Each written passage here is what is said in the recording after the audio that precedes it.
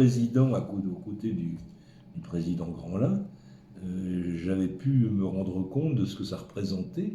C'était encore à l'époque où le président avait des responsabilités supérieures à celles qu'il a aujourd'hui. Depuis la réforme de 2007 ou 2008, les choses ont même évolué en un sens de l'allègement de la responsabilité du président, qui a été transférée au directeur général.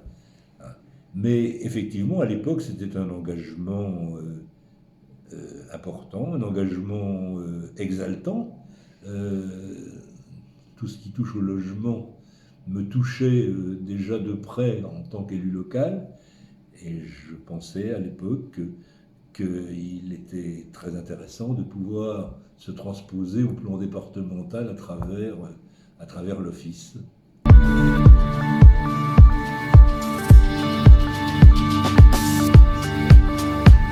Vous savez, les orientations étaient déjà bien définies.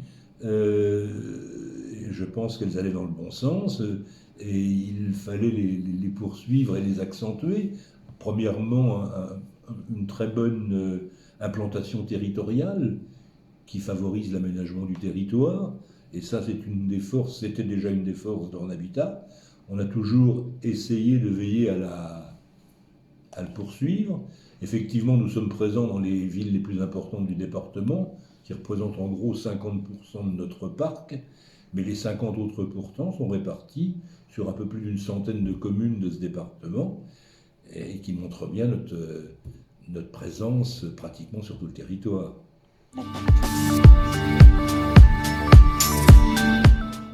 Au plan interne, au plan de la maison, je me félicite d'ailleurs, je profite pour le dire, de l'excellent climat que j'ai trouvé à l'époque, mais qui perdure. Je pense que c'est grâce à beaucoup d'éléments, en particulier, je pense, sans flagornerie, les rôles joués par mes deux directeurs généraux que j'ai pu avoir, Henri Lebras de 2004 à 2008 et Christophe Bousquot depuis 2008, qui ont su insuffler un très bon esprit où j'ai l'impression il fait bon vivre et travailler.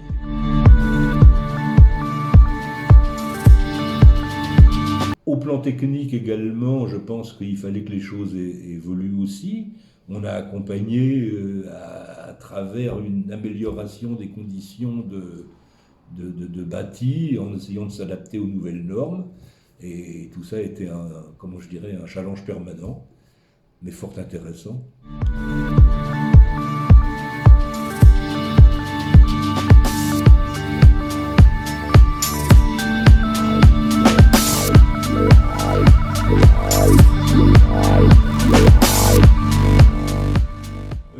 Il y a eu effectivement au tout début la démolition des tours Verlaine, c'est quand même un symbole fort hein,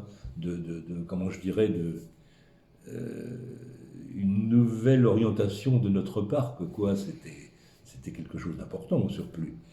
Un certain nombre de grosses inaugurations à travers les opérations en rue, que ce soit sur Alençon avec le Guilmer, mais aussi Saint-Sauveur à Flers,